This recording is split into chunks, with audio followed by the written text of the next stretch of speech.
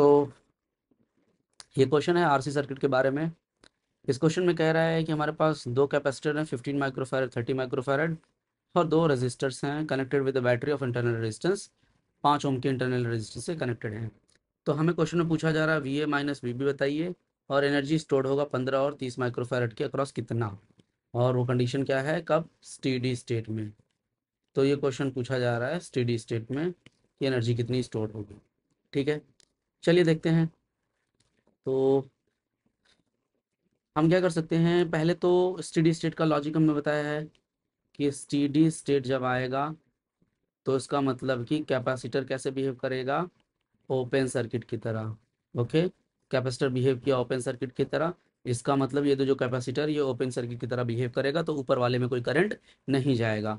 तो हम सिंपल से देख लेते हैं नीचे वाले में कितना रेजिस्टेंस है, 2, 3, 5 और 5, 10 का रेजिस्टेंस है और 10 का बैटरी है।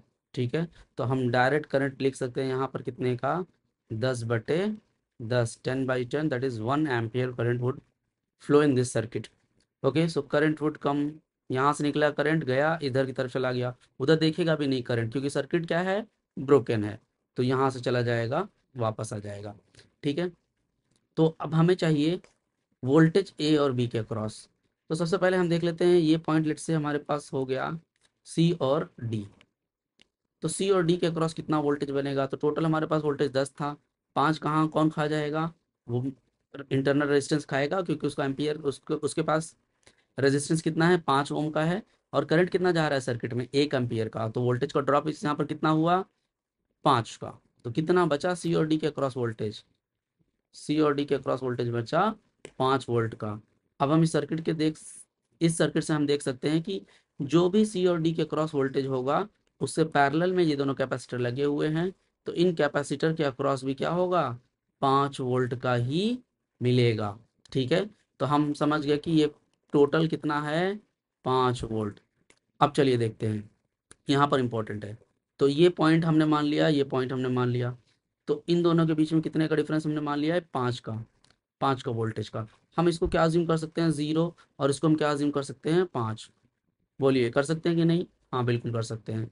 तो ये 0 का हो गया, ये 5 का हो गया, तो डायरेक्ट हमें क्या बताना है, ए का वोल्टेज। तो एक फॉर्मूला आपने पढ़ा होगा कि अगर जंक्शन पोटेंशियल बताना होगा वोल्टेज ए, तो C1V1 plus C2V2, C1V1 plus C2V2 upon V1 plus, sorry, C1 plus C2, ये फॉर्मूला पढ़ा होगा।